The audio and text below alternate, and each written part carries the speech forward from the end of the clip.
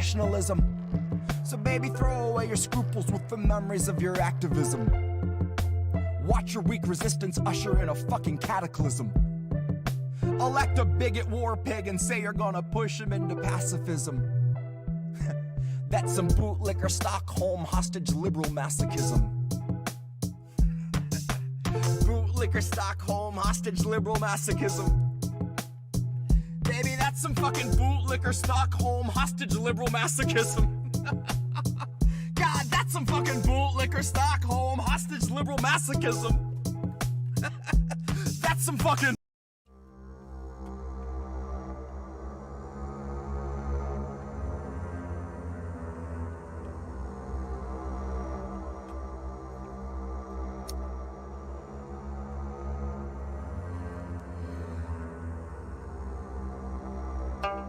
You know, sir, I like you much better with my glasses off.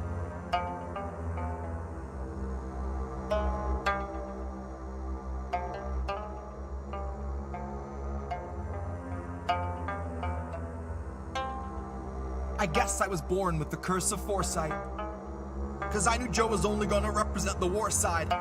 And that said, I just came to fight. You could keep the ore flight. Save the surprise and the gasp when the shadow of the fascists have cast is on your doorstep in the glow of your porch light. Save the surprise when the grid goes down and we go underground to lick wounds in the gloom of a torchlight. While up in the sky, a blimp glides by with a sign like New Year's 2022. Brought to you jointly by Pfizer and Coors Light. While the centrists observe from a comfortable courtside, right in the thick of the action behind a partition. We're in a morbid position, a plague of evictions, born a comorbid condition of the cancer of wealth. I fantasize that I cancel myself, hands on your head, throw your best laid plans in the well. There are no more answers, questions go back on the shelf. All Joe's donors, a quick show of hands. How many of you sub to the Lockheed Martin OnlyFans? How many are loyalist patrons for the Raytheon Patreon? Occupy Iraq and send $1 million off into the great beyond. Cool yourself with the safety on. True to yourself in as much as you dutifully spew out a mucus of QAnon. You can't convince me the capital wasn't surrendered with every intention of digging us deeper down into the treacherous webbing of censorship, ebbing your speech and dissension so you can't hold Biden accountable. Not in his mentions and not in the streets. No to the end that Joe will defend the elite. Joe won't embarrass McConnell, but Joe's not embarrassed if all of your children are hungry and weak. Too hungry to speak. Too hungry to stand, they just lie at his feet. Joe is fresh out of empathy, fresh out of policy, but he'd love to know, what was your favorite ice cream flavor to eat? Back when you used to eat. I guess the road isn't rocky for people who thought we were free. They'll believe what they read, and Joe's here to lull them to sleep.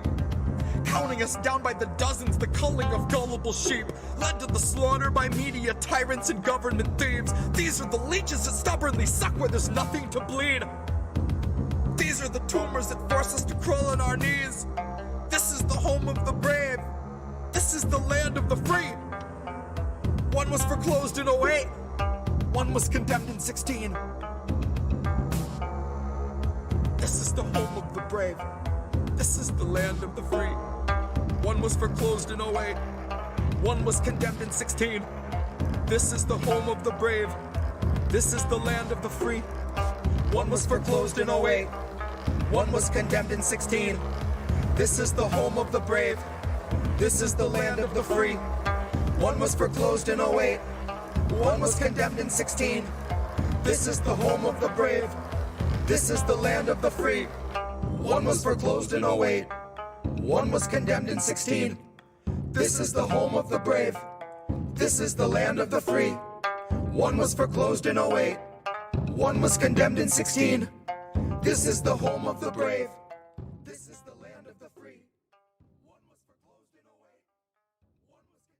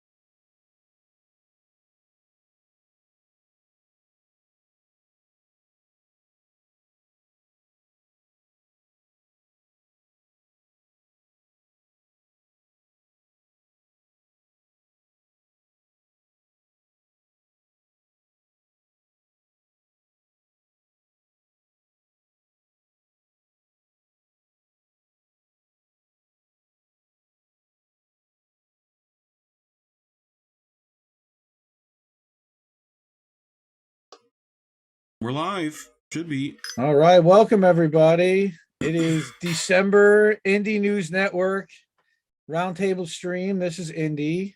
And we've got a bunch of family members here. Some of who've been here before, and we've got one member who you've never met on our stream, but I think she needs very little introduction. And I definitely want to get started talking to our friend Tar Reade. We're going to jump right into it. Of course, let me just say hi to everybody over here. We've got the Brady Bunch almost. Hey everyone. We've got 7 out of 9. 7 of 9, right? That's a Star Trek character. Yep. Yes, it is. Nice. See I that, knew this Lawrence? would come in handy. I knew it would come in Yeah. handy.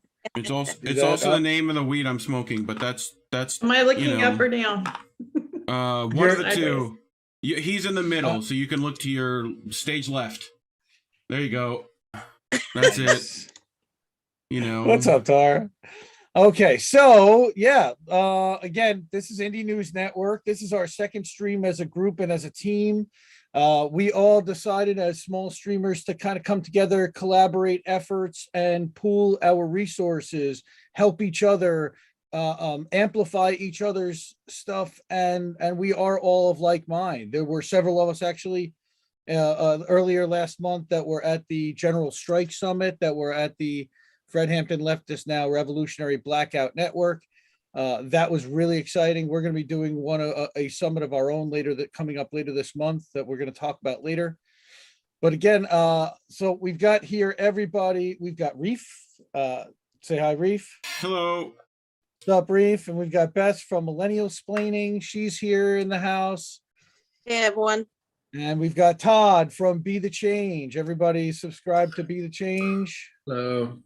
Hey, everybody. And Uncle Warren Extra. Booyah. Bulla, however you want to say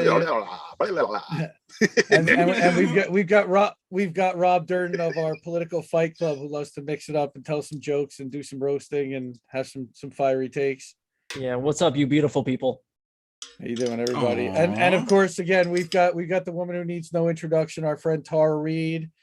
I will give her a little bit of a flowery introduction as someone who's been talking with Tar for a couple of months. I did not know her until pretty recently, and we got connected through the online world, and just adore her courage, to her fight to come out and share this story and try to let the world know what we're dealing with. She has had her life torn upside down, unfortunately, and we're here to support and stand by her. She is currently writing a Substack at tarreade.substack.com, which you can find, as well as doing a new podcast for the RT network, as well as co-streaming here on our Indie News Network Substack.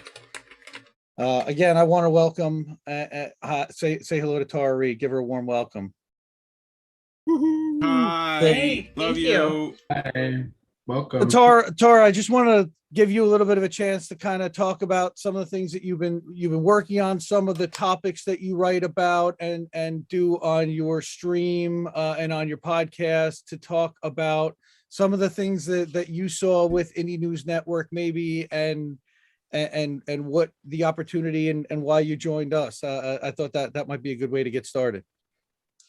Well, I love, what you're doing here with Indie News Network. And I feel, the boost both with the content and also just emotionally having a community with you all. And I've been on some of your podcasts, some of you here, and some of you, I guess, well, I'll have to find out, and we'll have to exchange guests and things like that. So I started writing, I wrote a book called Left Out When the Truth Doesn't Fit In. And that came out last year after the aftermath of coming forward about Joe Biden. And then I decided to do more writing. And so I've been writing op-eds pretty much weekly for about a year for RT. And then, they had me start the podcast. I named it The Politics of Survival. And then Avalon Claire, who is this amazing graphic artist, she is Avalon Claire Illustrated. She helped do my design for the podcast thing. And, it's taken off. So I've been doing the podcast about a month Every Friday, it'll be like every other Friday pretty much. And it's going really well. And I think having the Indie Left News network around me sort of also helps. And just, I just feel so connected. I love the content. It's where I go for news and to get kind of answers about things I have questions about. And I'm still, there's still news out there. You're having now, when you read the mainstream news, to sort through propaganda. And so it's good to have everyone here kind of with discerning and different voices.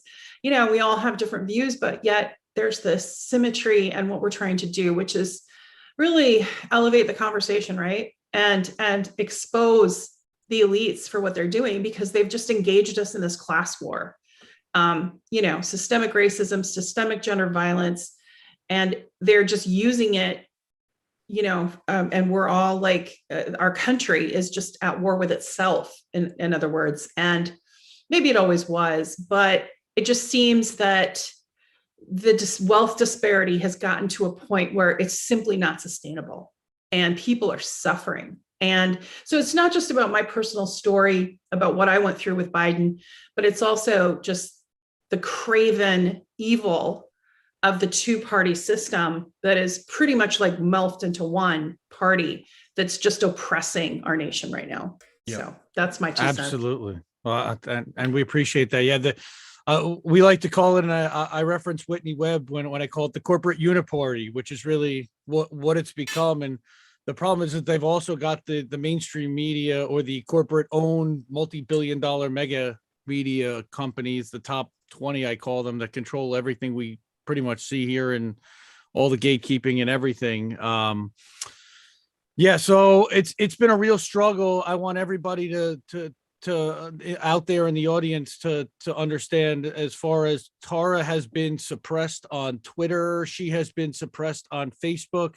All of the powers that be seem to want to silence her and to keep her story quiet, because it does not fit with the narrative that Joe Biden is this benevolent grandfather who is the steward for the country. That is, the narrative that they're trying to put out there is absolutely insane. And again, just we stand 100% with you on a daily basis, and we're so happy to be there for you and to support you. And there is a huge community of people out there that do love you and do believe your story, and know that you would not do all of this and continue to pursue all of this if it weren't actually the case. I mean, who wants to actually go through all of this? Again, you're not getting wealthy off of any of this by any stretch. How many different circles don't even want to have a conversation, or don't want to talk to somebody because and you know what, that's why we've put this whole family. One of the things that we're doing in this family is we're going to help provide that community support. And it makes me so happy to hear you say that, because that's one of the reasons why I contacted everybody and I saw this opportunity, how we were all kind of on an island and doing our own thing, but kind of running in the same direction in a lot of ways, with different viewpoints and different perspectives, coming from different walks of life, and having different experiences that we can all benefit from. So Bess has been hanging out a bunch in we have a private Twitter chat among all the family. So Bess has been hanging out in there, but we haven't seen too many episodes or anything going on. I know you've got a lot with real life happening. Do we have some new episodes of Millennialsplaining coming up? Any appearances on different shows? What's happening in Bess's world for everybody out there that's been wondering? First of all, I really like the idea of a show called Bess's World, so I'm gonna look into that. So, but oh yeah. That reminds you of Bobby's World. Remember that cartoon? Yeah, with Howie Mandel, sure. Bess's World. Bess's World. Oh my goodness. Anyway, so I've kind of been a little bit on hiatus. I have been getting some orders for the black roses that I've been selling for mutual aid. So I've been working on those. That's really exciting. If you're interested to find out more about that, or if you're a crafter or a musician or a writer, or if you even just like to share those things, please, follow Artists on Strike on Twitter, and reach out to me, and I'll add you to a DM group, and we'll get you involved. So I've been working on that, and I do have I still have about like 5 interviews at least that I'm sitting on, and I feel awful about it. Some of which I have one with Nick Cruz from Revolutionary Blackout, previously FHL, and it's from the day that Biden announced we were pulling out of Afghanistan. So that was like August or something. So I'm really, really backed up. So we're gonna have some of those come out soon. I had been working on moving, so that's part of the reason for it. But yeah, we're gonna have some more content out soon for sure. And hopefully, if I can get my stuff together, I'd like to do some Christmas caroling for mutual aid organizations. So, just little TikToks of me singing Christmas carols, and then having links to where you can donate. That's a great idea. I'd love to hear those. That's a great idea. We'll see if I can get myself together for that. But if anyone else is musical, let's do it together. I know a few of you are for sure. Get Jesse Jett. Yes, absolutely. So yeah, that's about it. Thanks for checking in with me. And you did a couple of panels at the General Strike Summit. I know you did something on what was it, the Red Berets one, right? You were on that one. Mm-hmm. I was on the Red Berets one because Laura Fielding is working with me on the Artists on Strike / Craft Strike idea, essentially. So we're working on it together. We've had a couple of discussions on my podcast about it together. So definitely go check that out if you want to hear more about the details of that. But I was on with them, and I was also on with JB Font on his disability panel. So lucky enough to be on twice. It was a great experience. Yeah. That I watched that disability panel that had 10 people on it. That was one of the most insane, great people. It was a lot of fun to watch. It was just really, really busy. A panel that big, kind of like this, it's kind of hard to get everybody involved and engaged and having a good conversation. I thought that was actually done really well for considering the challenge that Jay had in front of him to get everyone. He had a lot of big personalities, get everyone talking in such a short time. It's hard. Yeah. Again, I'm just glad you're here and appreciate all your friendship and support. I know you're going to be at Luci. Luci's going to be jumping in later, Blue Moon Red Wine, and she's going to be leading a student debt strike summit that I want her to really talk about when she gets in. But I know you're going to be a part of that and working on some artwork and helping and volunteering for that. And this is the kind of collaboration that we want, that we were looking for. And again, just so excited to see it all coming to fruition. And actually, you mentioned JB Font's stream, and I know that this week and tomorrow night, our buddy Warren up there is going to be having a conversation with Jay. Jay's been all over. I think half the people on this network have already been on with Jay, if not more.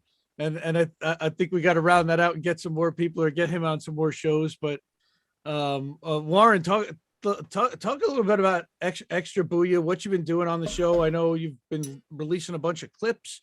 And you had some Rick Overton, some other funny people, some people you got coming up, but that'd be really cool to give some people a little sneak preview. Yeah, a couple of weeks ago had Rick on. Awesome, always great to pick a legend's brain. He's also what I consider one of the good guys too. He's somewhat of an activist too. He's very much concerned, much like we are, about how things are going down in the country. So it was great talking to him. We mostly talked about comedy, but hopefully I can get him back on again. We can do a little bit more about his journey, about where he comes from, and his beliefs, that sort of thing. Like you said, JB from the JB show is going to be on tomorrow night. I'm looking forward to him being on so he can give us the JB lean in. Nice. I think that's copyrighted. So I may owe him a few bucks for that. Sorry, JB, if you're watching. I love the faces of JB, all the different faces. Like, I don't know if you've seen, he just started doing TikToks, and all he does is he reacts does with nothing with those just faces. face. Just It's great. he kills me with that stuff. We're gonna have a blast. I believe Robert, you're gonna be on next week, right? Did you come to your senses and find something better to do? Is that right? You don't have to threaten me with a good time. Well, I'll threaten you with a good time, mister. As for the show, I've been kind of thanks to Reef. He's been helping me with some of the technical stuff. I've got a whole new program I'm using, so I'm a little bit nervous. I'm going to be launching that tomorrow night, and some more goodies. Hopefully by the beginning of the year, I'm going to go. I do once a week show on Thursdays, like you said, and I'll do the show and then I'll clip it up, just kind of do a clip a day for people. But hopefully by the 1st, I'm going to go to 2 shows a week because there's a lot of people out there. I want to get on the show, and once a week is just not enough time. So as a guy laying on his back said, things are looking up. and we were all on the bitch stream, bitch giving. That was freaking hilarious. I don't know if everybody caught that with Misty. That was a lot of fun. That was a lot of fun. Oh my goodness. She probably just ended her stream now. Hi Misty, if you're watching, we love you. We appreciate you inviting us on. That was a blast. We were all cracking up after that one. Angel's hilarious. He was on that stream with us, and I think, what's up, Reef? What's up, man? Reef's Angel's my coming brother. on. Angel's coming on my show this week, if I'm not mistaken. So, I was the one who booked it, so I shouldn't be mistaken. But I'm kind of like Warren. I do a show every Friday, 10 p.m. Eastern. Reefer After Dark. You should be able to catch it on Indy's channel and my channel. I think if you search for Reef Breland on YouTube, you can find that. But yeah, I had on Rob last week, right? That was a super fun time. Jesse Jet, week before that. Week before that I had Warren himself. So it's been super fun doing that. And I'm at the point now, Warren, where it's like, yep, I need more than one a week as well. If I'm gonna there's just too many people to bring on. So, there are a lot of people. And that's great. That's great for all of us, actually. So yeah. And Reefer After Dark's a fun cut loose show. I cover news, and I'm engaged in stuff all day long in the crap, and you guys crack me up on that. It's nice to just take that time to not deal with that for 5 minutes, we're all so saturated with all that stuff, which is good. There's a reason why we're doing it. It's so mentally draining all the time on everybody. So, especially when nothing is fucking happening ever. Why? Anyway, but it's the same old stuff every year. We're still fighting the same battles, but luckily weed exists. So, that's super, super nice. And if people want to put down on those Patreons and the Ko-fis, I got to make it to Amsterdam at least once. Getting out of the country, super useful, I hear. So, but yeah, it's super good time as far as that's concerned. I also co-host with Indy on our Saturday shows. How did we miss that at midnight? If you're up that late, hopefully that's East Coast time again. But yeah, we're doing clips of that show too. I was also on Luci's show not that long ago. Speaking of which, that's right. Who just joined recently once she gets her stuff connected. But we talked about gun control and gun laws of other countries and stuff. It was super interesting conversation. I enjoyed the hell out of it. So, but yeah, Indy, you got anything? Cool, man. No, look, man. I talked to Reef pretty much all day long. Reef's also been going on a bunch of other shows. Again, he was also on the Bitch Giving show. He's been doing some more appearances. And again, I love the hell out of watching Reefer After Dark. It is, you guys are talking about smoking weed. You're talking about the different culture there, but also Reddit reacts and cringe stuff, and just wherever it goes, and just talking smack and cute cat videos, all that fun stuff. So we need to do all that stuff, and again, that's also co-streamed to Indie News Network. So you guys can check that out Friday nights at 10 o'clock here. I see Luci's camera finally made it on. Hi, Luci, welcome. And you are muted like everybody else. Rob's been sitting a while quiet and waiting patiently for everybody else to talk. So let's hear what's going on with Rob and down in the basement. I think you're in the basement, right? Not right now. Usually when I do my show, I'm in the basement. Yeah, with my bookshelf behind me. Yeah. Yeah.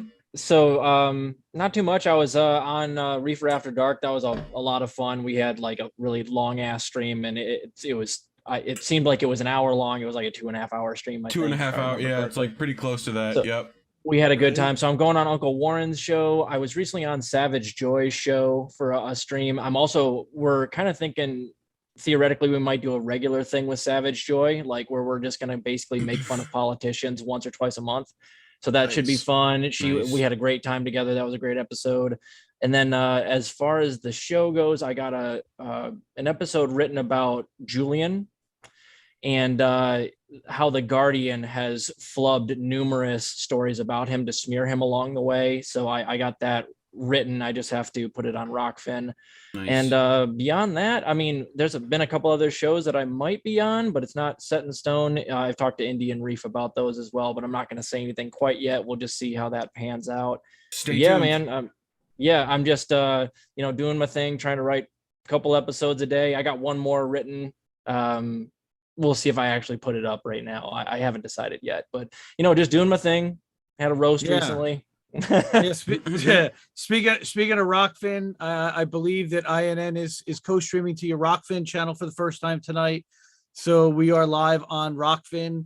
We're live on my Odyssey channel, as well as to YouTube, Twitch, Twitter, and Facebook. So we're on 6 networks live. This is really cool. Appreciate Rob sharing his channel and his platform with all of us, of course. I've been watching your show, your clips on Rockfin. For everyone who doesn't know, Rob puts some of his clips on Rockfin first, especially the spicier diss tracks that are pretty spicy. I would definitely get in there and listen. You can set up an account for free at rockfin.com/Robert Durden is his channel. So by all means, give him a shout and a subscribe over there. Like his videos over there. It's very similar to YouTube, only it's commercial free for anyone who watches the platform. And then they have like a premium membership that you can subscribe to. It's $10 a month, but you get premium access to everybody on the entire platform. And there's a ton of lefties there. So I'm actually a premium member and subscriber myself, and I watch a ton of the content. I like Max Blumenthal does an exclusive show there called Foreign Agents, and Alex Rubenstein does the Pro Democracy Pod, and you do your show. You do a couple of exclusive streams or exclusive shows on there, right, Rob? I know you. Yeah, also, I keep a lot of my stuff that I know will get censored from YouTube. Like if I'm talking about COVID or Julian or like U.S. interference in foreign elections, usually that stuff's all Rockfin exclusive for me because they won't let me put that on YouTube. Nice. And are you on Odyssey yet? Have you set up a channel for backing up your YouTube on Odyssey? I did, and then I deleted the app. It was too difficult for me to use. I used just basically my iPhone for everything. So Odyssey was too tough to use. So I actually have a Rumble account too, but I have only uploaded, I think, 2 or 3 videos on Rumble so far. I'm going to start doing that more often here in the future. Yeah, INN actually has a Rumble channel. I think that the first live stream was on there too. That's great. I'm on Rumble. I know Jimmy Dore's now on Rumble. Glenn Greenwald, some other people. So again, as many platforms as we can get our hands on and get eyeballs and get people watching and listening to this kind of messaging and agreeing with it, and or arguing with it and engaging with it, and let's have a conversation. But I think, and a lot of people say some of these platforms are right wing, which I think is hilarious because if we're not there, of course they're going to be right wing. So we've got to be there to balance them out. And again, happy to do that and represent and be part of all of those platforms, mostly to experience it and to be able to share with all of my streamers about what they can experience and what they can see when they're going on there, and some of the challenges that we have in building audiences over there, in responding to chat, for example, like when we're live right now on Rockfin, only Rob has access to seeing that chat and he has to log into their stuff. So it's solving those little technical challenges with the platforms themselves that we're going to work on and we'll work through. And as a network, they have more reason and more, we've got more clout for them to listen to us and have a conversation about that. So again, really excited about that. And again, love working with you, Rob, and just so excited that you're part of this. And it's everything that we were kind of talking about and dreaming about back in September, October, when we were first talking about this. So Todd's been sitting there and I don't know if he's eating chicken wings or it's dinner time. What are you eating, dude? What are we chowing on, bro, dude? Eating some these homegrown persimmons. Nice. Persimmon. Yeah. Yum. But yeah, like I have a few of these fruit trees out at my dad's property, and I probably got close to like 75 pounds of fruit off of just like 2 fruit trees. So I was able to share it with like a decent amount of people, which is really cool. Nice. Nice. Yeah, and definitely something I want to start making more content about is about just growing food, like kind of important. Like, the Black Panthers talked about like survival pending revolution, and like part of surviving is being able to feed yourselves and feed your comrades and everybody. But yeah, so something I started, I think this is like week 8 of I make weekly updates about what I've eaten each day that was either homegrown or foraged, just to kind of challenge myself to consume as much of this stuff as possible and hopefully inspire other people, because there's a lot of different ways to grow food. It's just kind of figuring out what works in your context, grow things that you like, start small and kind of expand from there. And I was talking with one of my buddies about this, who got me into growing food maybe 8 or 9 years ago, and it's just something really positive, that you can kind of devote your time and energy to, and then you end up with just like this amazing food at the end of it. So that was good. Dude, all the produce I've seen from your stuff is like fantastic. Like I'd use it all the time if I had it available. I try to grow my stuff too, and it's just like it's super hard to keep up with and takes a lot, and I like learning how to do it better. That's my thing. So yeah, for sure. What kind of stuff have you been trying to grow? Tomatoes, peppers, all that stuff. We've got some fruit trees and stuff. Nice. We've got a ton here on the property, but like tomatoes are always a hassle. We got to redo all of it pretty much. I want to switch over at some point to aquaponics and things like that.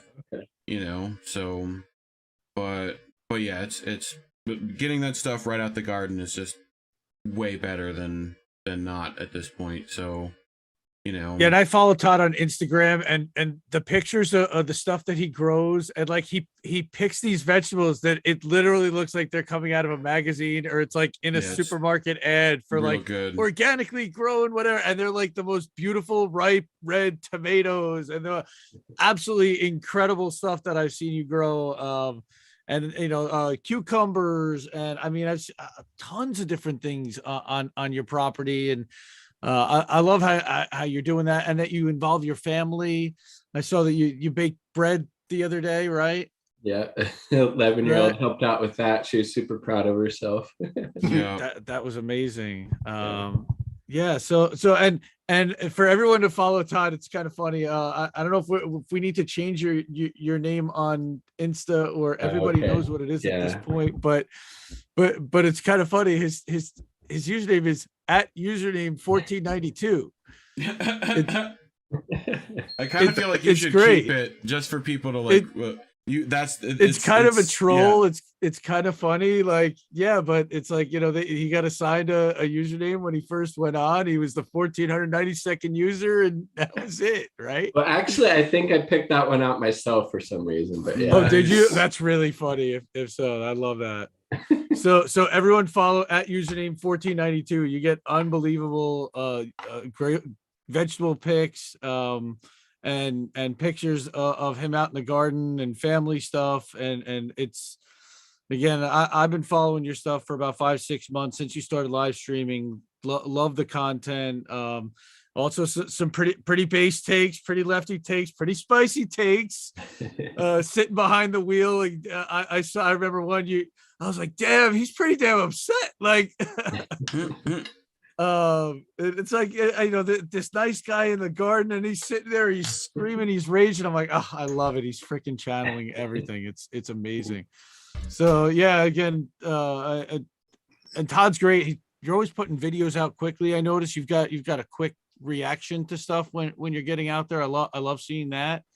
And again, any help that we can provide, always follow Todd on Twitter at BeTheChange.YT, that that he's on YouTube at BeTheChange.YT. And it's hard to find. It's really weird. If you search BeTheChange, which is all one word, he's like the 4th or 5th channel that actually shows up under the words BeTheChange. But look for him. He's actually wearing, I think, a bicycle helmet in your profile pic, right? So look for it there if you want to find him on Twitter, on YouTube. Definitely follow that channel. He's worth a follow, and his videos are great. I love watching them. I see Luci from Blue Moon Red Wine is here, and welcome and hi. And she's just grabbing some dinner, so I don't know if you want to hold on a second. You're muted. Sorry. Maybe it's the food. Maybe the food's maybe it I'm is. sorry, I was just hungry. No, you're allowed to be hungry, and you're allowed to take a bite. So it's all good. I was holding off on talking about the Student Debt Strike Summit because there's so much that you've been doing to organize it. I haven't really talked about it at all, other than to mention that Bess was doing some artwork for it, but I really wanted to give you the floor and let you talk about it to everybody who's watching, and we'll do a nice clip of it so that you'll be able to share that around, and we'll be able to get more people engaged, involved, and signing up to watch it live on Indie News Network on December 11th. So Luci, I'm letting you have the floor. It's all yours. Okay, sure. My main reason for planning this was really that I personally don't want to start making payments in January, and there's no motivation like self-interest. I started asking around, and it turns out a lot of people don't want to start making payments in January. I just sent a message out, and people started volunteering to talk, and we're gonna have, like, so far it seems like it's gonna be at least 5 to 6 hours long. There's gonna be like an hour just with like an introduction with different debt stories. Then there's gonna be two MMT experts to talk about the economic case for student debt cancellation. And then there's going to be an organizer that's going to come on, and he's going to share a petition that over 1 million people have signed, that we'd like to get more people to sign, because 43 million people in the United States have student debt. And I don't know what the exact percentage is, but it's like almost over half that aren't paying it right now. And then there's going to be 3 independent politicians that are going to talk about whether they're going to do anything for student debt relief. And then there's going to be, hopefully at the end, I'm not sure exactly how we're going to end it, but hopefully at the, there's going to be a union, a debt union, like not the leader of the debt union, but members from the debt union talk about what a debt union is, and whether you should join one. And then there's going to be like at the very end, hopefully, like what I wanted to end on was kind of a pledge, which is like, if you, because people think that student debt, you know, if you didn't go to college, for example, it's like, you know, not important to you. Or if you don't have any, it's not an important issue to you. So the way I wanted to end it was like, you know, just to put the question out there, like if you could eliminate your student debt, how much money could you actually donate to general strike funds? And then we're gonna see, you know, like if people can actually donate more than you think, because it's something that could really improve the economy and help people like focus on something other than themselves and their own, you know, sordid situation. So that's it for the student debt summit. I basically like spending most of my time scheduling that. I'm doing a few episodes here and there, but just like when I get annoyed with something, nothing really that I'm putting too much time into. I really hope people show up. It's going to be on December 11th. That's a Saturday, from 12 to 6. So yeah, I hope you guys come watch it, and you know, please come support. And it's also going to be shared with the 1 million people that signed the student debt cancellation petition. So I'm really excited about it. That's huge, and it's such an important thing that you're doing. I know that you were kind of inspired to say, how come nobody's really talking about this issue, and you just decided to say, you know what, if nobody else is going to do it, I'm going to start doing it. And again, have you well, I didn't want to spend my money. That's it's all self-motivated, but still, you know, you realize that it's not just you that's doing that, and that there's a lot of people out there like you, and you're willing to take the reins and take that initiative, and that's freaking it's so cool. Again, I've seen you do some organizing around that, and bringing people together, and holding, you know, a couple of meetings, and I'm excited to see what this is going to be. I also understand the opportunity costs, and I think that's what you're talking about, is what people could potentially be doing with the money that they're then putting back into the education that every other country around the world is providing to their citizens at no or minimal charge.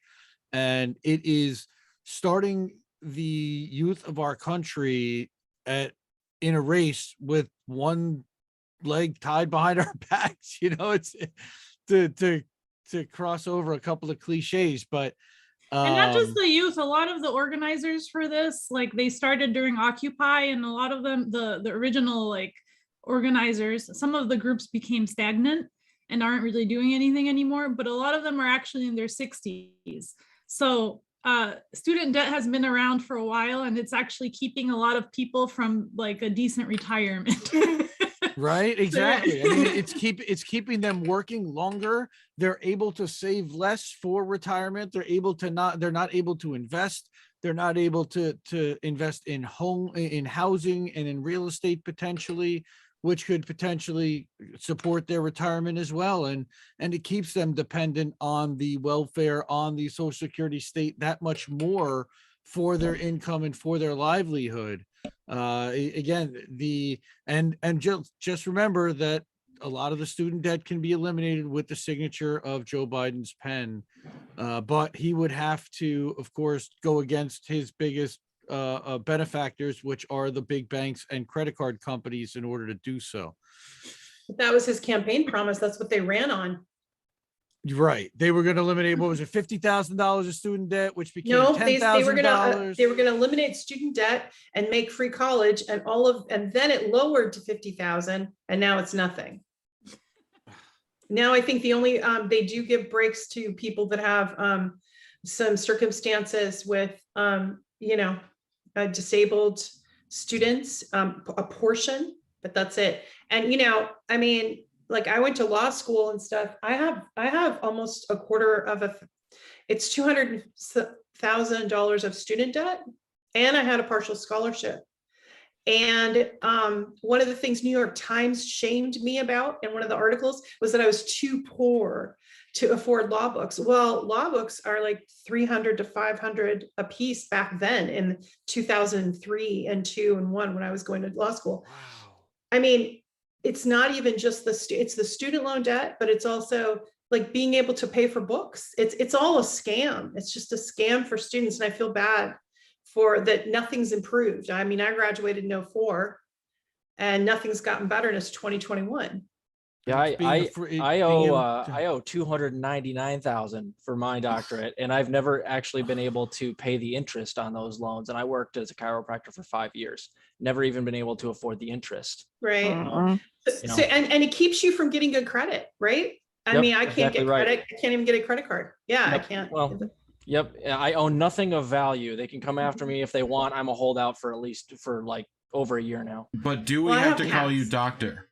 Like that's the thing, right? Yeah. Well, Rob, you know what? You and I together, we could almost be a negative millionaire, an anti-millionaire.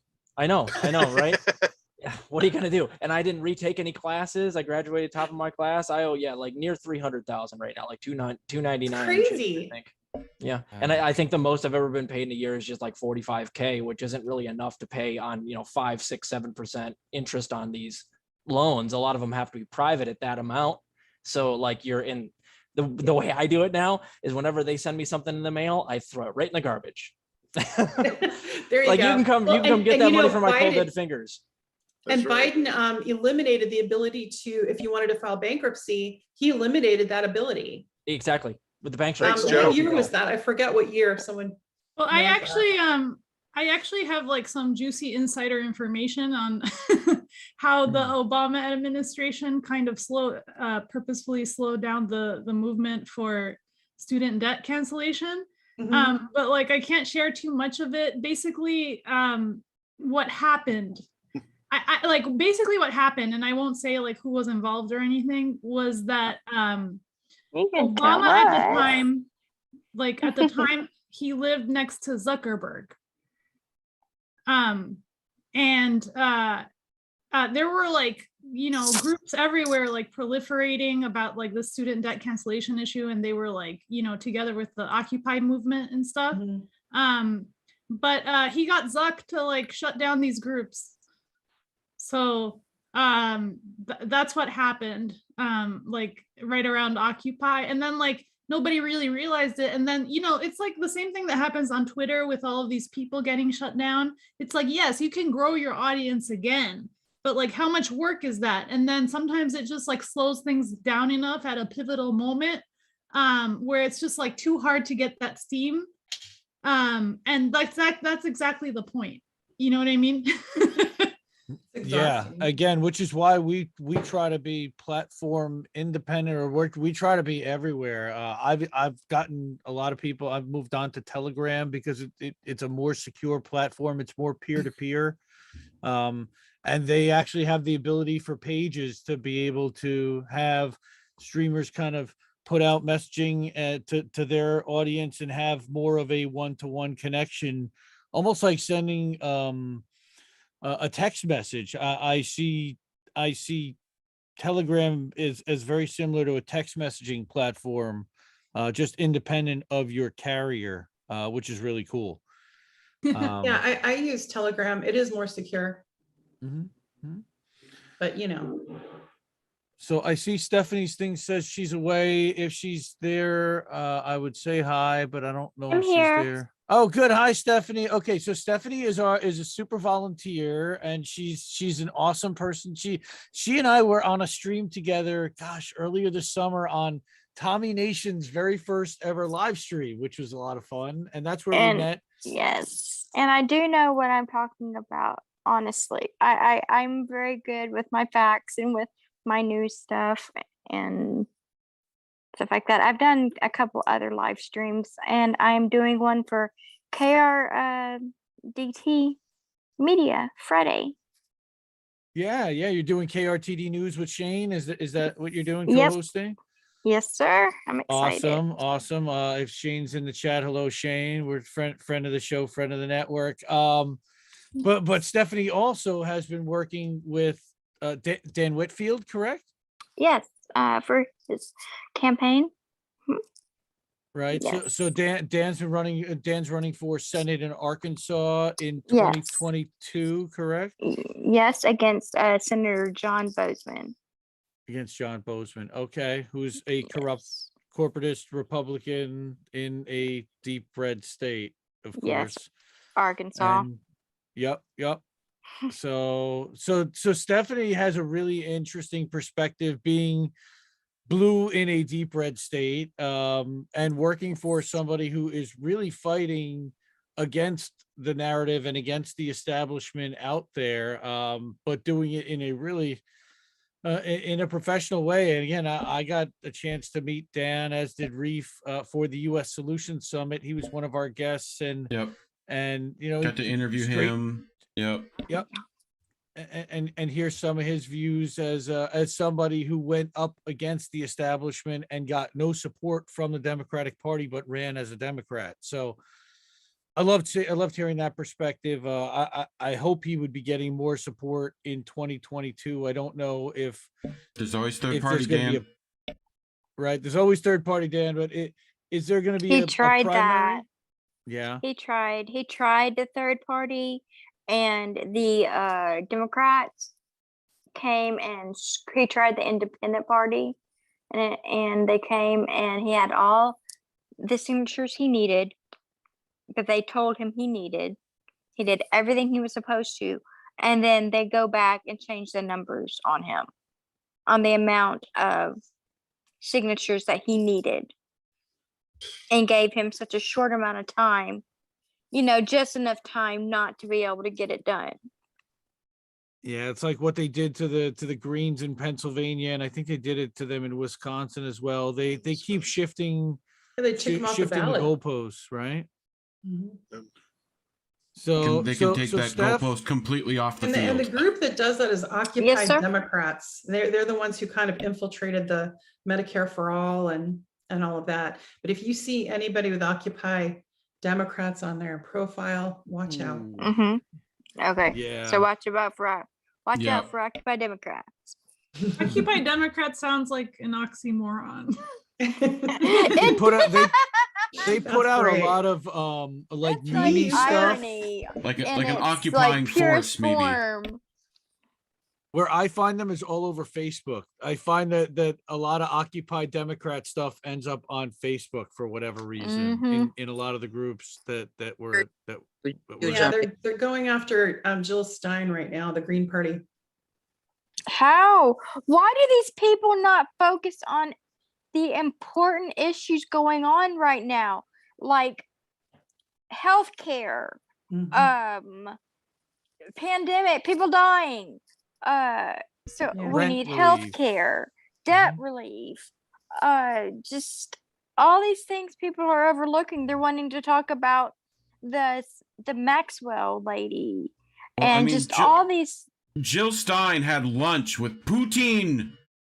Like, well, dude, the reason No, I they go think she after had Jill- poutine for lunch. Yes, Wasn't that like, sorry, she that's had like some sort of. I got my that was the t-shirt other I on. think so. Sure, Laddie. Love poutine. That's so good. The reason they go after Jill Stein is because she actually ran a very successful Green Party run, and she's actually a very charismatic and smart lady. So she has a target. She has a target not on very her back charismatic. because she is a perceived threat to the duopoly. That, let's be clear, that's the reason they go after Jill Stein so hard. Yeah, she's really good. She's really good at what she does. not, I mean, not I as voted for charismatic her. as, is she as gonna run Jesse, again, or but is she over it?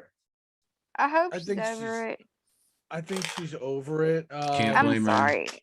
I met her in person and talked to her, and she truly is a very impersonable person.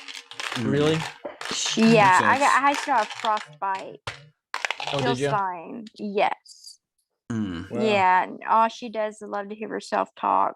Some Well- friends of mine who were at Standing Rock were there with her and said all she did the whole time she was there was stay in like the cabin or wherever and came out for photo ops, basically. Sorry to hear that. She did well in the percentages though. I think she pulled like 6%, something like Yeah. that, which Yeah. is a pretty big. So that's still, She regardless did of get her. 6.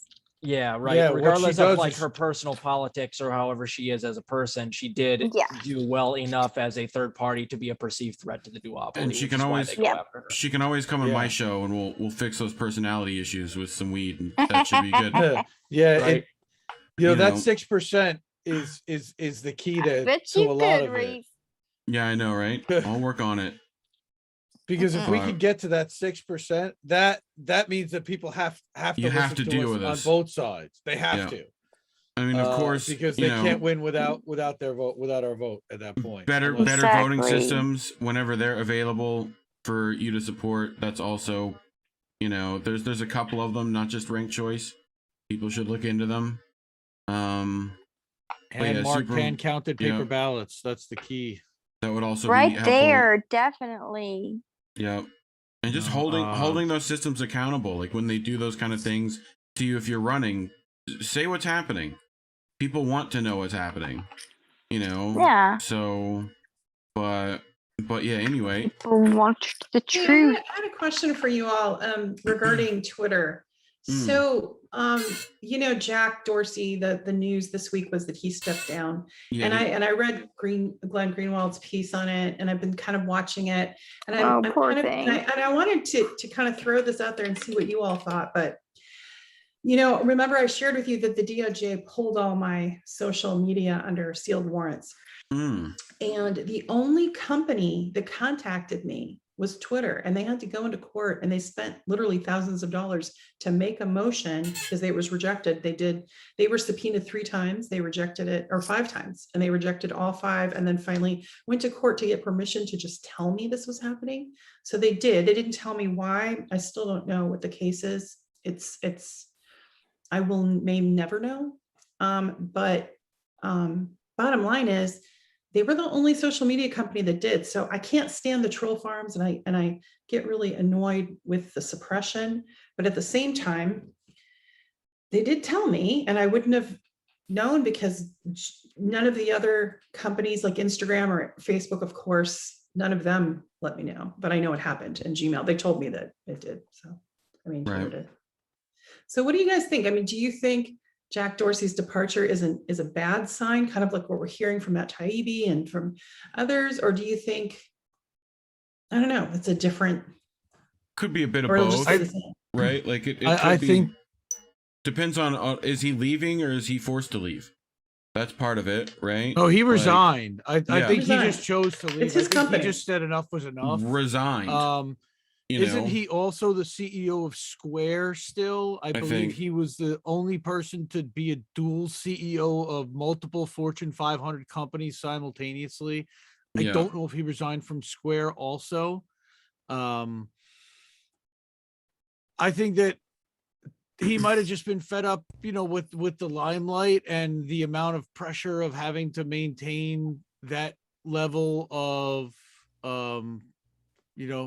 Yeah. segmentation in his head, where he wanted to do a little bit more focus. Plus, look at all the heat that's going on about Twitter.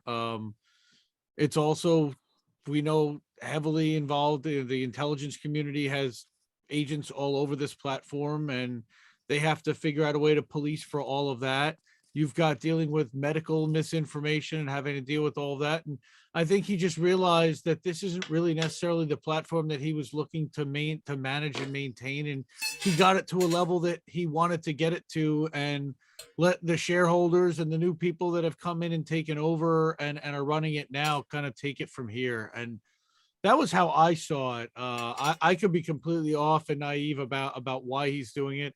I also know that he has, deep ties with people in the State Department, deep ties with people, I'm sure, in intelligence, because of that revolving door between government and private industry, especially in the Fortune 500 C-level executives. There's a lot of influence, there's a lot of cross-pollination, and I'm sure he's going to end up on the boards of some companies and probably involved in funding some think tanks, and maybe behind the scenes advising campaigns or advising certain businesses or who knows what about digital strategy. I think that there's a lot of things that he could potentially do, and was looking at what's next for him. Well, I think wasn't he on with he went on, I think, Rogan with Tim Pool, didn't he, at one point? Did he? Dorsey or whatever. I think there's an episode of him and I'm trying to remember this other lady that they were both involved with Twitter to some degree. So I don't remember. I remember that episode being Tim Pool being pretty pushy towards them, and you know, the stuff that I've go ahead. The stuff that I've seen is that the replacement for Dorsey is actually a little bit more anti-free speech, and I just found it in a 2020 interview with the MIT Technology Review. His name is Parag Agrawal. Gotcha. He said that Twitter would focus, quote, less on thinking about free speech and more about thinking about how times have changed. So I remember seeing that on Twitter, and that was problematic that he said that. And that's the meme I just looked up real quick. So that sounds alarm bells for me. Now, in Jack Dorsey, he actually did a better job at trying to hold up people's First Amendment rights on Twitter than most other of these social media platforms have. Yeah. But if you guys remember correctly, Twitter was also, it hasn't been great either, because if you remember, the New York Post article about Hunter Biden's emails was completely suppressed, and the New York Post was completely blocked going into the Biden-Trump election. So Twitter was never good, but it was the best that we had. And it seems if this is true, and this guy actually believes that, what he said, I think this is probably a step backwards. And I worry a little bit about censorship on Twitter. It reminds me of the Reddit guy who left, right? Originally, who was fairly free speech, like oriented, and then it switched over to other people, and now it's whatever advertisers say goes.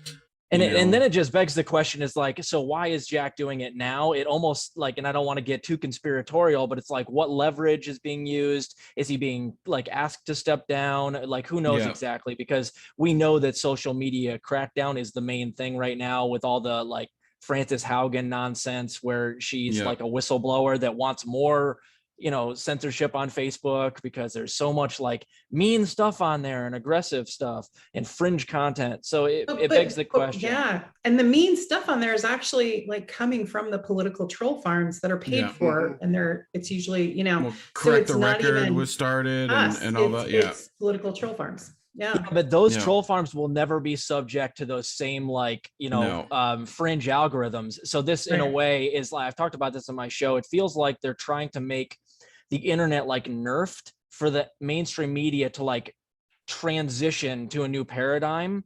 And they know that they can't right now because, like, for instance, they just removed the dislike button on YouTube, right?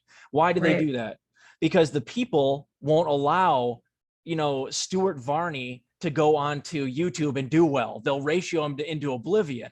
All these people they don't transition well. The only people that really watch them are like basically like over the age of 65 or 70. So they realize that they need to transition online, but their content sucks so bad that they'll just get destroyed by the people. So this just seems like another step where they're trying to like nerf the internet so that they can transition onto it and they don't get like ratioed into oblivion and they can still remain relevant. This is death throes of the mainstream media. It's like they think taking away dislikes mean we won't dislike it. Like, we're all gonna not watch. Like, we're still not watching. Exactly right. But like I said, they're just grasping at straws right now. Yeah, right. But what's going on also is that YouTube doesn't want the networks to see how badly they're getting ratioed, because they don't want to spend their money on YouTube with people that aren't going to enjoy and consume and keep watching their content. So it's not even that they're necessarily getting rid of the dislike button. They're just hiding, showing people how many dislikes there are and just how bad that ratio is. They're giving you the ability to hit the dislike button and to show your displeasure. What I think they're not doing is they're not really showing it to everybody else, so they don't get to see it. And I think that some people just kind of participate in ratio parties sometimes, because they're like, they start watching this like, ooh, look at that ratio. Damn, I'm going to hit that too. Let's contribute to that. That's true. But good content creators, every good content creator I know is vehemently against getting rid of the dislike ratio, because they see their ratios as like a badge of, well, I'm doing well and everybody can see it. And they don't, like, you're right. They don't take away your ability to dislike it. They just show the public dislikes. But if you guys watched the video that they put out, YouTube put out about getting rid of the dislikes had a 96% dislike ratio before they got rid of it. So like basically no one was for it. No one was for it. And no good content creator that I know out there is worried about pile-ons like that because they don't have to be. They're worried about like Sean Hannity and Rachel Maddow not being able to transition well in the future. That's what they're worried about. Not those specific people, but just like in general, mainstream media does not translate well to the young and online audience. And when Chris Cuomo tries to come back. Yeah, oh, dude, he get ratioed into. I don't think he'll be coming back, guys. He's going to try. Those guys are megalomaniacs. They're coming back. Well, again, he did the bidding of the establishment, so he will forever have a position somewhere. Yeah, he'll be on Fox next. Warren. Oh God, look at Tulsi. Warren, go, Warren. Well, they did that with Brian Williams too. Remember, he was lying about getting bombed or getting shot at, and then he went away for a little bit, and then they stuck him back at 11 o'clock. And he's now the thing about the dislikes, though, there's good news. If you have like a Chrome browser, if you use Brave or something like that, there's an extension you can put in there. You can put an extension in there, and it'll show you the dislikes again. So oh, cool. Oh, really? Yeah. Okay. It's not Google dislikes. Okay. It's not entirely accurate. Okay. Or just it'll show all the it extrapolates certain data from the API, and I think it has to estimate, so it's not like perfect. Right, but apparently it's able to get some of that back, right? So I don't know how accurate it actually is, but there is a thing. I can find that link and post it in chat somewhere. Well, so, I'm currently using it right now, and this show does not have any dislikes, so I'm saying it's running at 100%. Perfect. I'm a little biased. Someone's gonna have to go in there. I'm gonna have to go in there now and dislike the stream. No, don't do it. No. I was gonna say I am about to have to head out myself. I have to wake up super early, and it's been a long day, and this week's not gonna get any easier. So glad to have you part of the network, and glad you were able to make it tonight. And Thank good you. to see you, and all your help is greatly appreciated. Steph's actually been helping post some links for the Indie News Substack Leftist.today over to some Facebook groups to see if we can get some more traffic there. And I got Twitter too. I'm sending it to Twitter too. I don't have a Twitch account, so I don't even know how the shit that works. So I don't even know how the fuck. We can help you out. We'll get you hooked up with all that stuff. Reef and I, we can work on that in Discord. Please. I think you have to have a blood sacrifice to get on Twitch. I'm not quite sure though. Oh shit! I need to find a virgin. Where's Shane at? No, I'm just teasing. Technical difficulties. We'll be right back. That was a joke. No, not against me. I like her a lot. We love you. I'm down. Take care. No, don't hold back. Yeah, say what you mean. I love it. That's awesome. This is gonna become a roast. We love it. Terrible. That's awesome. We love it. We keep the ones we love. I wish I had a margarita because there's plenty of salt here tonight. You know what I mean? I got a little right around the rim. Oh, so good. Awesome sauce. Yeah. So Luci got some heat for calling the guy who's challenging AOC from the right Urkel, which is the funniest thing I saw all week. Oh, really? Did I do that? Did I do that? Well, you got to disrespect Urkel, man. He was like, dude, mad respect to Urkel. Like, right? He's OG now. He's OG. Is he OG still? Urkel. I wonder what he looks like now. I'm really curious. Don't he you looks like Urkel, but he's just taller. He's a little more older. Just taller and if you put Urkel in a microwave for about 30 seconds, this is what he looks like now. So. Right? Remember that? They had the machine that made him hot. That was like... Yeah. I remember that episode. Yeah. Uncle Warren. Uncle Warren. Why do you look like? Almost look like Hulk Hogan. We almost look like Hulk Hogan. Well, there's some stories, but Hulk Hogan doesn't want to be. Nice. Yeah, brother. Yeah, brother. And a I don't know what you're talking about, brother. Perfect. That's amazing. He's Loving it. Love you. It's this It's this booze that's making me red face. So what do you mean? Okay, It would well, never. before I get off of here, guys, I'm there's going Shane. to be co-hosting for the news with Shane Friday Nice. night cool. at KR. TD. DD Media. Yep. I'm like KRDT or It took us a KRDT. minute. KRTD, and then Yeah. Okay. is that going to be what 6 p.m. Eastern on Friday night? I think he said 5:30. Okay. Okay.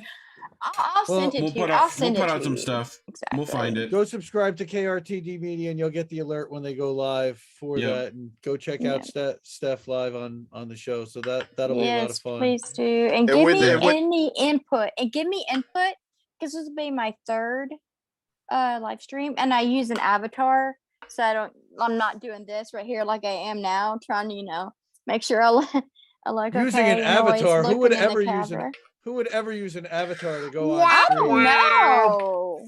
And if Seriously. WrestleMania comes to your town, I'll make sure to get you some tickets. Okay. I know people. Yeah, Even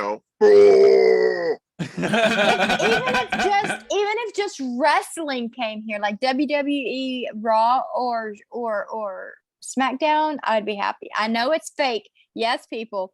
I know it's scripted, but man, it's a lot of beautiful men and women. I can wrestle some random local if you want. If you get somebody that's I got kind of like a slip disc thing, so we can't really do like the ladders and the table smashing and stuff like that.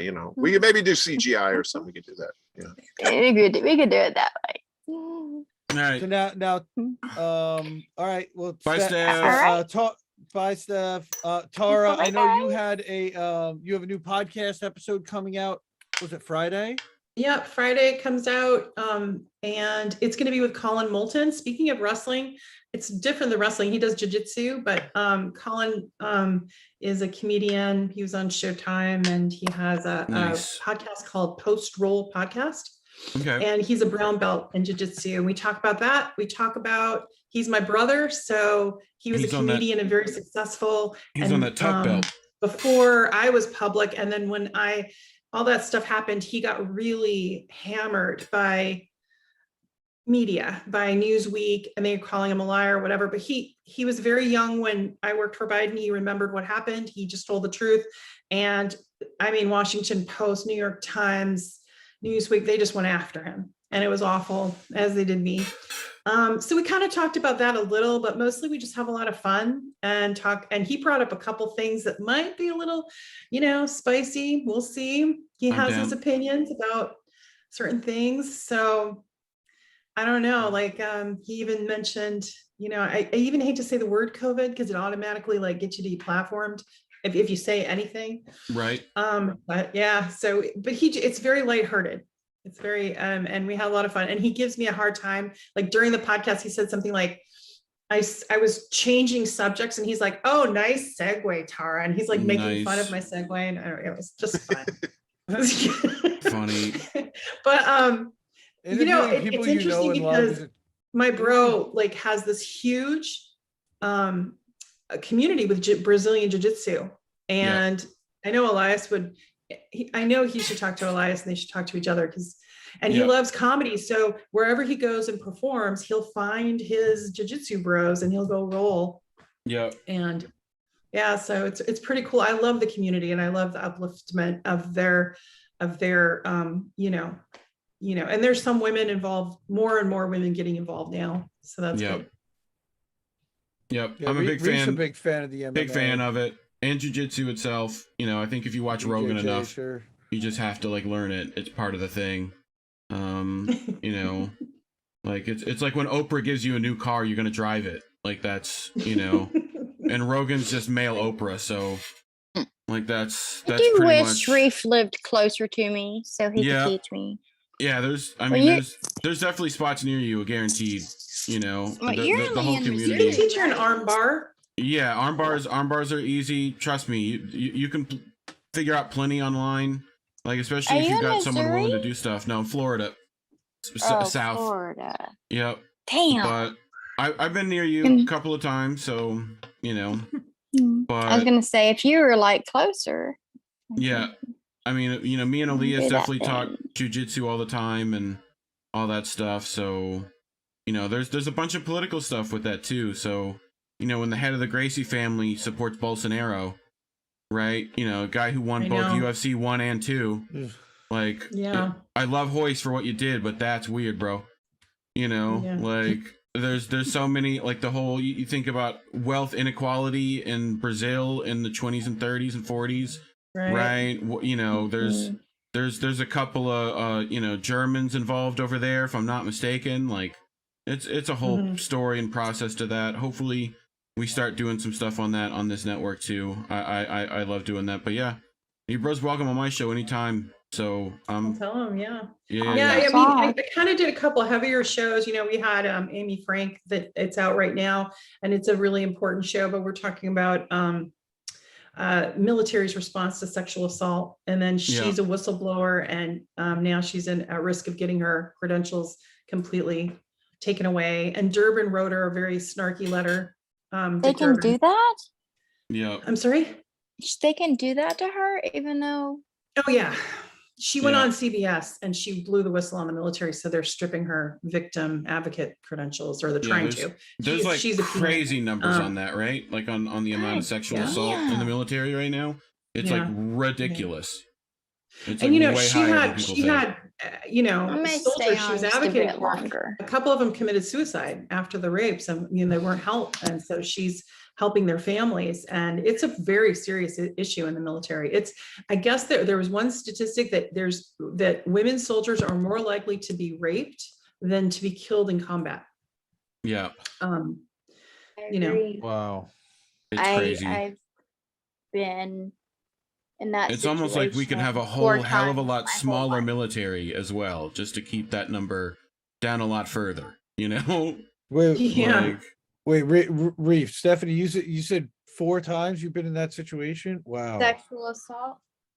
It's rough. I'm sorry. Like, oh, sorry. It's okay. It was at 4, 12, 16, and then my ex-husband. Oh, that I'm sucks. so sorry. Oh, it's okay. It made me who I am today. It made me a lot stronger. Everything I've been through, it's made me stronger. Well, you know. Yeah, but don't you ever feel like saying, "Hey, I'm strong enough"? Yeah, exactly. Right? I do, but Yeah. I feel like I want to tell everyone I'm tired. I'm just tired. But my daughter, I have just too many people depending on me just being here, even alive. So I have to push through it, and can't let it. What someone did to me ruin my life. I just can't let it happen. Yeah, doesn't define you. Nope, it does not. What I do, only what I do defines me. Right. Yeah. I mean, it's crazy how many women end up having to be involved in these situations, and like the amount of women who know an assaulter or whatever, and the amount of men who don't.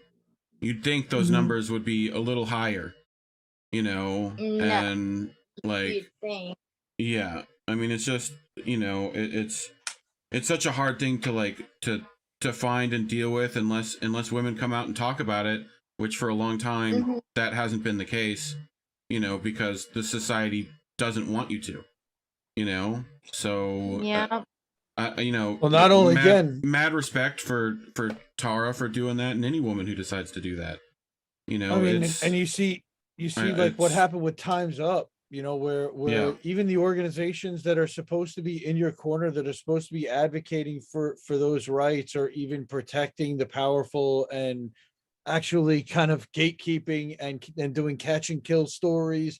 I mean, Tara has one of the most famous stories, of course, of the decade so far about that out there. And when it's like easy tweets that were easy retweets Boylan. For me, like from Tara today, right, of Epstein and another individual, right, which to me, everyone should be retweeting and whatever, but I doubt you saw any numbers on that, like, you know, so yeah, they're suppressing the hell out of that stuff. Yeah. The Maxwell They're trial, which is gross. Everything. Yeah. But meanwhile, the Democrats, well, both parties do it, but the Democrats especially use the Me Too flag, like they protect women, and actually they're just protecting the predators. I think that, today while we were on the stream, actually, the victim advocate from New York that worked with the Komawo survivors just texted me the AG investigative report. So I have the whole thing so I can write my article. Nice. And there's there's text messages about my case, how they wanted to use it as an example of how to smear Lindsey Boylan. Ooh. Like how Cuomo and his people were talking about, do it like Biden shamed his accuser, and use those tactics. Why? It's so anyway, because it needed done. So I'm going to try to get, like, I have, like, it's in the report. I can send you the investigative report. It's public now. But the AG, uncovered all these text messages between Cuomo and some of the, power people that involved. And Anita Dunn and Bill and Joe Biden and Cuomo met actually at the White House about his case before Biden distanced himself. Someone in the chat And wants so to they know, were talking Tara, tactics. if you see any similarities between how your case and this other case in Lewinsky was handled. Do you see any parallels with Monica that? Lewinsky? Yeah. I mean, it was a different time period. There was an agenda to get Clinton impeached.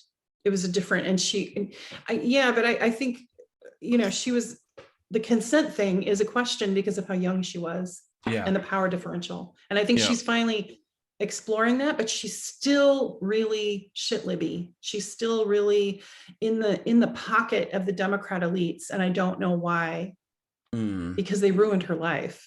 It's insane to me, though, that they're literally, now you have evidence that they're literally using the same playbook that they used with you, which was so effective, as if it's literally a play.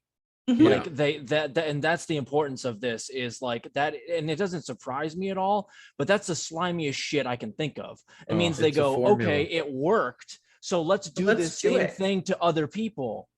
Well, they did it with Rose McGowan. They do it with me. Right. Oh my God. Rome's got to work. And not at all surprising, but just like, is nothing beyond these filthy assholes? Like what? No, you can't. And like the Epstein case right now, you were mentioning before, you know why you're not seeing it? You're not seeing the long list, you're seeing the short list, but you know why you're not seeing it? Because David Boies and Lisa Bloom worked for Weinstein. Now they're representing the Epstein survivors. David Boies is friends with Epstein. Yeah. David Boies is the one who met with the Israeli prime minister and hired Black Cube, the Israeli spies, to go after Ronan Farrow and Rose McGowan and other journalists, and killed the New York Times story and the NBC story. David Boies is now the Epstein survivors attorney. We're never going to get the truth. And didn't he also represent like Gore in the Gore v. Bush Supreme Court case? Wasn't he involved in that? I don't know. He's represented some big cases, but what I'm saying is that he's friends with Epstein. He knew. So some of these people he's suppressing, and that's what they're talking about. And Lisa Bloom, of course, went after aggressively. She got exposed publicly with text messages of how to smear and discredit Rose McGowan. And they also brought in sending Israeli spies. I mean, holy shit. Oh, well, it's like Rose has her door broken. She's got to worry about her house being broken into. Like, you know. So, and Ronan wrote it all out in his book Catch and Kill, and it's all right there. And so it's just funny that people aren't making the connection as they're watching the Epstein. Like, they're not looking at the lawyers and saying, wait a second, weren't you just representing Weinstein, and aren't you part of the elite club? Well, and that was they brought in the psychologist, right? They brought in that psychologist who worked on Harvey's case too, right? That talked about like how false women memory. False memory, that they might not remember things correctly, and they could make up an entire story about 40 years. It's like, what are you talking about? Like, what? And that's been already, like, false memory has already been disproven in medical journals, and I don't know. And then Bloomberg gets to write. It's overwhelming sometimes, the amount of like And you know, you sound like you don't want to sound like a conspiracy theory, but it's just all right there in front of us. It's in front of everyone, and it's nothing's happened. It's like we know he and didn't. It's not a theory. If he's the on dots are actually suicide being watch, connected. it's like these so many dots right in front of everyone's face, like to the point where everyone knows what happened to some degree, that person was taken out, like whatever you want to, like I've not met anyone who thinks that he killed himself. Like, no. You know, I think we all kind of so I believe that that's what happened. Before I quit construction, I was like working at like a small business, and I was drawing plans, like I was basically drawing electrical plugs, and then like one of the clients was like whoever owned the Epstein houses, like after Epstein, after he died. Right. I made like a bad joke at work. I was like, "Isn't this bad juju?" And then Bad juju. Everyone like looked at me, and I just like knew it was like the end, like near the end of my job. It was like it's like Nice. heaven knows what the hell went on behind these walls. And then I was like, "Who's gonna go on site?" And oh my it was so awkward. I would have been like, too soon? Sorry. Yeah. You need like a cross and some holy water and There's not enough sage. Not enough sage in the world, bro. Nope. I know, right? Nope. So That's somebody why mentioned I hate the corporate world, because like nobody laughed or anything. It was just like super awkward, you know, like muffled silence. It's like, what did I say? They were laughing. I've been in those silences before. Like, was it me? Indy, you were saying? So somebody in chat said that Katie Halper had a guy on last night who basically said the trial's all for show, and yeah, that's Garland Nixon. Yeah, Garland's awesome. She also had Kim Iverson on that stream. Yeah, I'm actually a mod for Katie's show. Been a fan of Katie's for quite a while. She does Useful Idiots with Matt Taibbi, of course, and she had Garland Nixon. They were talking about the Epstein trial and the Maxwell trial actually last night. Yeah. And a lot of this may be for show. Whitney Webb is also of the belief that they are using this to kind of sweep this under the rug, get her off on some kind of a minimal charge. You can see Bloomberg and their articles being written in some of the corporate media that's trying to kind of whitewash what she's done, or not call her a child predator, or not call her a victim. Yeah. Right. Bloomberg. Fuck, she is in insane goddamn it's prison. Gross. Yeah. I thought the It's word gross. for it was like madame. Yeah. Right, a madam, right? Madam? And they wouldn't let Virginia Giuffre, Roberts Giuffre, I believe, testify, but they or was it she got testified, but Maria Farmer, one of them did not get to testify. I know one of them is being represented by David Boies, which is really weird because why would these people have Epstein's confidants representing them when anybody could represent the victims? That definitely, Steve Wolfbrand dropped the Israeli M word, so I don't even want to use that word. That will definitely get you flagged on YouTube. Yeah. Yeah. Everybody say hi to the NSA. Hi, NSA. Oh, we say hi to our FBI. I bring them wherever I go. Oh, so yes, hi. hi. How many lists am I on at this point? Yeah. Look, my NSA handler Larry at least finds me funny, and that's all I can keep hoping for. As long as I can keep making him laugh, we should be okay. Like, you know, that's my whole plan. Just keep pressing that ignore my button. plan is just to bore them to death. Yeah, that'll work too. It's like, oh, she's talking about horses again. God, like, you know, exactly. Palominos this time. Like, Occupy inauguration. Exactly. And our group like literally had a big, huge plan. Planned it. Occupy inauguration. And I swear I know I'm on plenty of lists. Oh yeah, we're all on that. I don't think there's anyone here that's not. So, you know, but as long as I'm still on Santa's list. Right. I have been a naughty girl this Santa.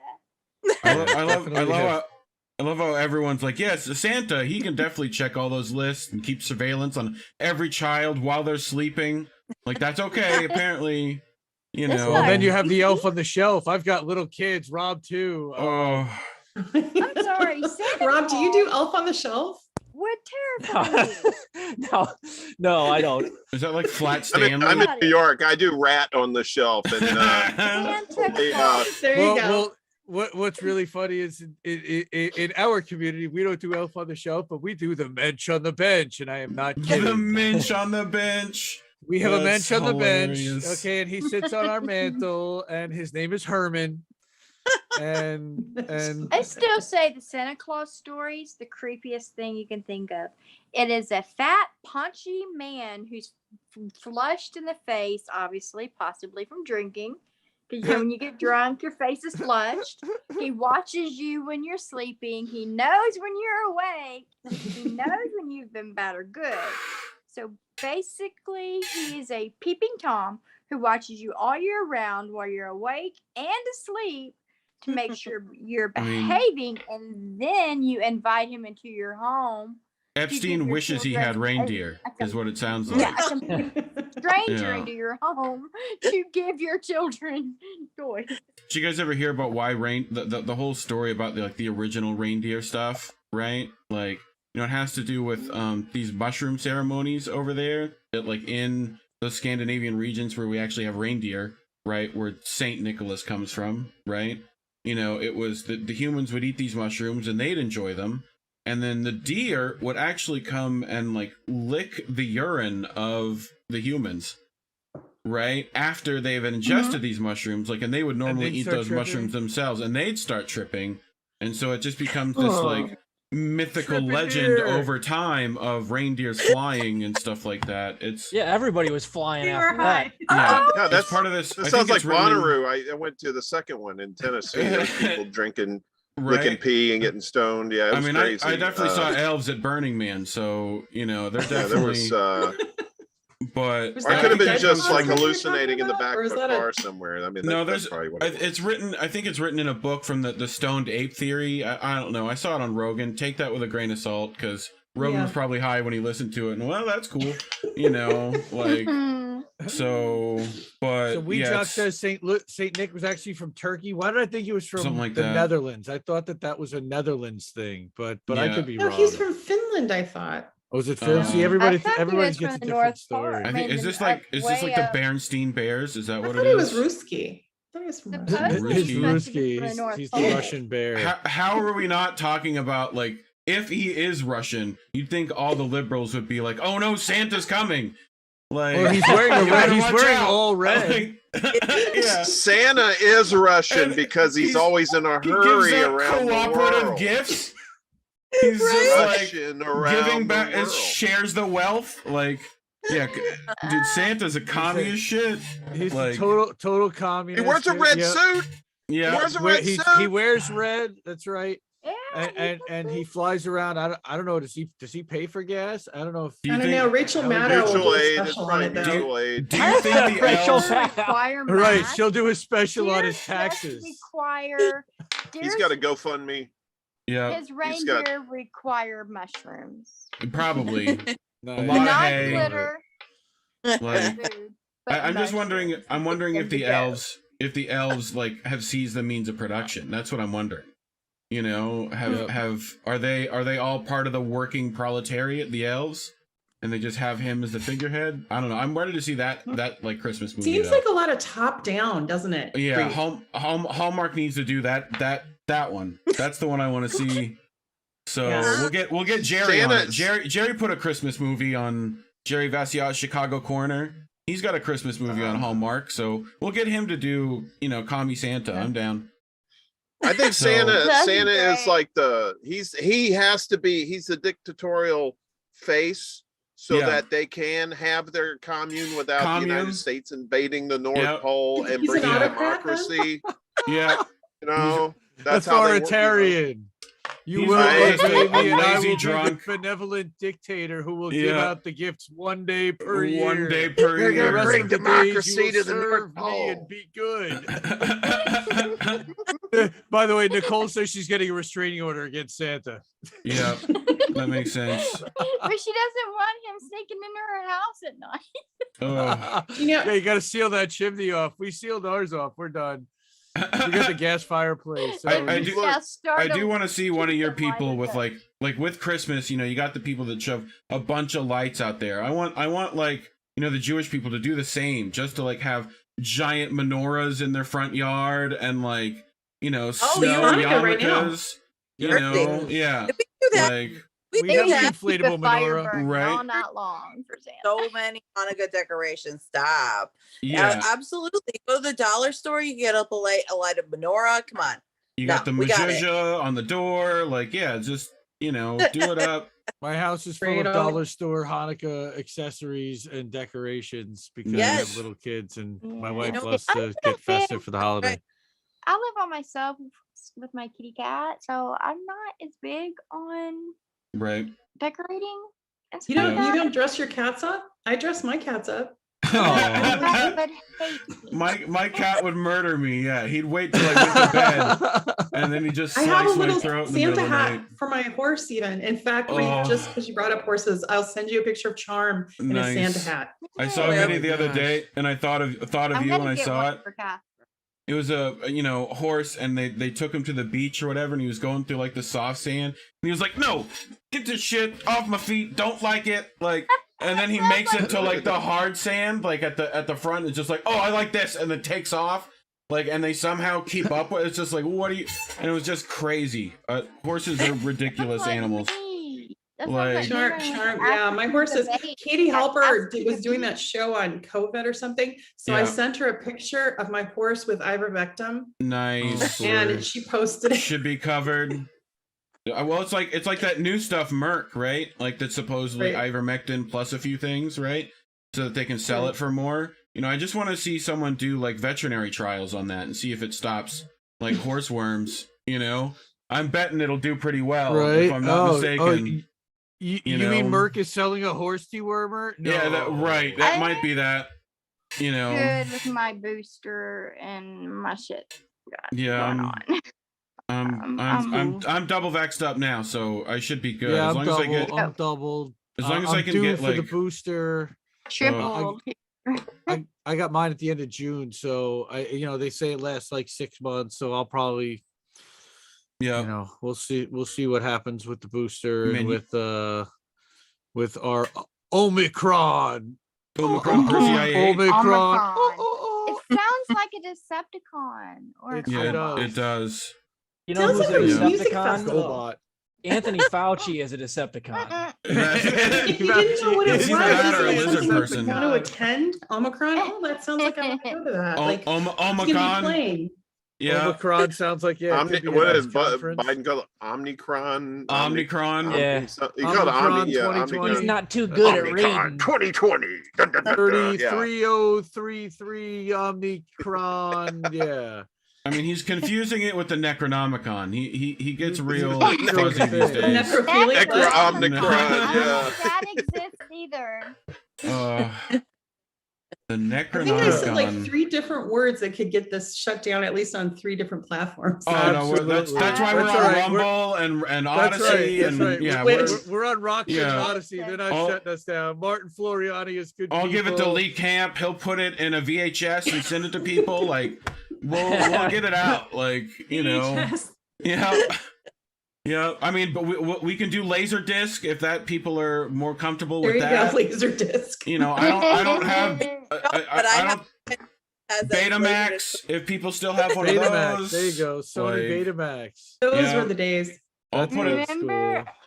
I remember my dad had an eight.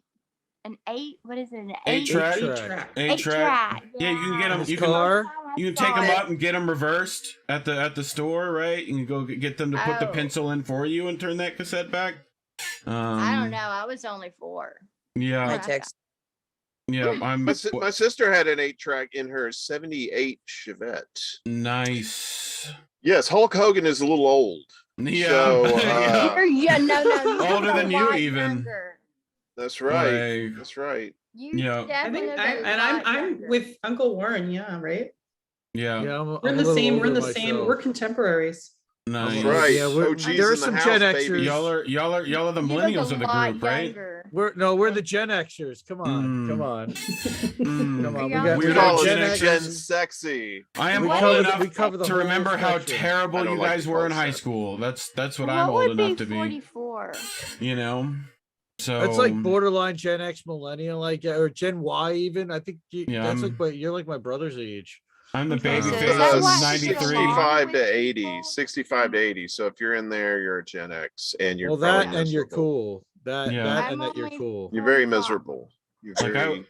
I was old enough to have George W. Bush show up to my school and read me a story. It wasn't my school, but I would have been old enough. Like, you know, like Jeb was near my neck of the woods, so you know, yeah. Florida loves to give terrible politicians, so that's what we're known for. Gators, meth, and terrible politics. That's what we got here. Florida. So, yeah. And crappy NFL quarterbacks too. They're great in college, but once they get to the pros, dude, I don't even want to talk about that guy. That guy took 4 years of my life that I can't get back. I'm good. You know, look, I'm a Saints fan. We had a couple of Florida quarterbacks, and they suck. Oh my God, I could have done better. You need Florida State. I'm Wisconsin, and I'm a Packer fan, and I love Aaron Rodgers. I don't care what anybody says. Yeah, Aaron Rodgers is a really good QB. The Packs. I'm a cheesehead. I'll just take the cheese curds. You can just send me those. Those are amazing. Oh, the squeaky is the squeaky cheese. The squeaky cheese. Yeah. Well, you know, and you know what they do, and I got to do the accent. Oh, well, you know, you got to come over here and have them deep fried. Oh, it's so good, you know. Fried, don't you know? It's deep fried, don't you know? It's like over there. That's pretty good. Tar. It's kind of like all my friends are from Minnesota. It's kind of the same, but it's not quite. You know, you got to go. You go sit on the Davenport over there. You know. Yeah, and they go watch the Bears. They're gonna watch the Vikings and the Bears. Yeah, Bears. They're gonna go up to Thunder Bay up in Canada and go get some of that triple back. Thunder Bay. Thunder Bay. I love the little differences in there. They drink like nothing. Like there's no alcohol left on the planet. You know what I mean? This one guy I knew, he made this homebrew. I swear it was liquor. I said, what is the alcohol content? He said, there might be some beer in there, but it's mostly alcohol. Yeah. And it was just like, they was drinking it like, you know, and I think I time traveled. I don't know where the hell I was after I drank some of that shit. It was crazy. Yeah, they don't play up there. That's some good people. I mean, they ice fish. Yeah. Oh yeah, there's a great there was a great episode of I wouldn't ice fish sober. That's crazy. The Jimmy Dore show. The Jimmy Dore show had on like CNN went to like one of those like where everyone's ice fishing. They like showed up, like CNN showed up, like no one wants you there, CNN. Nobody. Right? It was like CNN or MSNBC. It was like one of those, and they show up and they start like, you guys want to talk politics? No! We're here fishing. Right. We're half drunk and like whatever. And like there's I'll try to find it and send it to you guys. The one that Jimmy pulled, because it was like they talked to a guy and he was like the most normal dude. And he's like, yeah, both of them suck. All right, I'm gonna go back to fish now. Goodbye. I gotta go back. I gotta go back. I got a case of Leinenkugel in the back. I went to Cub Foods. I went to Cub Foods and I got me some brewskis and we're out here. I haven't caught no whirler all day. You know, whirler. That's the one that gets me. It's like, say it right, please. It's a walleye.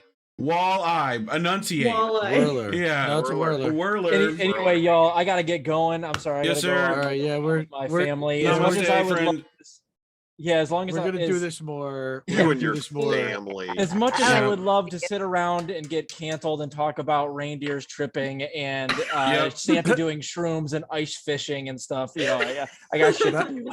You better get your priorities straight, mister. I'm just saying, Warren's got to clip it up.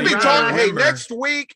Next week we're going to talk about you're getting high, mister. So wait till we play Cards Against Humanity all as a group. We can do that. Oh my God, we can do that. That's But fine. I love you guys. I got to get going. All right. I'll talk to you Bye. later. Right. I have Bye. to actually Bye. cut Chat. out Good night, too because I have to everyone. write an article. So Yeah, I gotta, okay. Bye, I gotta Tara. Yeah, jam. You're let's, up. See you, okay, Tara. well then I'll Okay. just tell everyone subscribe. Go to indienews.network and you'll find all the links to the channels for Indie News Network. Yep. Subscribe to tarareade.substack.com. Subscribe to Millennialsplaining on audioanchor.com. Subscribe to Blue Moon Red Wine on Twitch and on YouTube both. And Extra Booyah on Odyssey and on YouTube, and of course Extra Booyah on Twitter. He's hilarious. Steph, how do we find you on Twitter? Twitter. I Steph think at it's underscore, right? Steph42. Steph Okay. 42. Okay. I And then think that's at what Reef it would be. Freeland. Yep. Yep. REEF And do you have BRELAND. Yes, sir. and Stephanie, do you have a channel yet for YouTube, or where else can people find you? No. No, not yet. I'm just getting out on my own, and That's To where the be devil continued. I'm lives. starting to work with KR. KRTD. TD. Yeah, go shout out to them. Go KRTD. watch So yeah, them. check out Steph on KRTD TD. News on Friday night. Yep. Definitely check that out. And we've got Extra Booyah on Indie News Network tomorrow night at 7. We're also PM on Rumble Eastern. too. We're Oh, and we're he's on on Rumble. Rumble as well too. The So, uploads Nice. are going to Rumble afterwards, not Okay. live, right? Because you got to pay money to be live on Rumble. And Yeah. then Friday night we got Reefer After Dark, and he'll be smoking weed Woohoo. with Angel Yep. Rivera on Friday night at 10. And next Saturday weekend, night, midnight. next Friday, we've got- Misty from Pitch is coming Nice. on. Combat That'll Misty. be super fun. Misty, yay. Yeah. Yay, we love Misty. she's good peoples. Yes, sir. And then- So, Yeah, Tomorrow Uncle Warren, I'll have Saturday- to go on your show sometime. You'll have to come on mine. We'll trade. I'm down. We'll talk about ice fishing. We'll complete that conversation. Oh, the amount of Well- times it's super fun watching. They just build a house there. It's like, okay, we're just gonna have Yeah. a house and we fish. A lean-to. Yeah. well, Tara, Yeah. you can come on the Yeah. show and we'll talk about 8-tracks in the end of the disco era. There you go. that- Thank you. I'm sure A that we contemporary. can educate these young ones. That's right. We'll bring them along with us. Yeah. Come on a journey with us. Everybody. And And Good night. and how do we and everybody check out How Do We Miss That Saturday nights too. That's the other thing I wanted to plug. And then we'll Yeah. we'll come back. We'll do another network stream like this. This is a great time. I love doing this. And Yeah, It was this is super fun. fun. And then we It still was. got Darryl from Black in the Empire. We still got Kobi. We're gonna do a daytime stream that'll get people that are more into that stream more in the day. Like I know Luci does a lot of day stuff as well, so that'll accommodate a different audience as well. So that'll be Yeah. a lot of fun. We'll have a lot of new stuff coming up. So thank you everybody for hanging out in chat. Steve Wolfbrandt, you've been with us the whole time. Gamer for life. Everyone Yeah. who's there, thank you so much. Have a Fam's good been night. here. Good night, Thanks, wait a guys. everyone. Night, second. everybody. Wait, Thank you, everybody. Stephen Rembrandt or Wolfbrandt? What? Wait, Mhm. what? Wolfbrandt, Wolfbrandt. not Rembrandt. Wolf.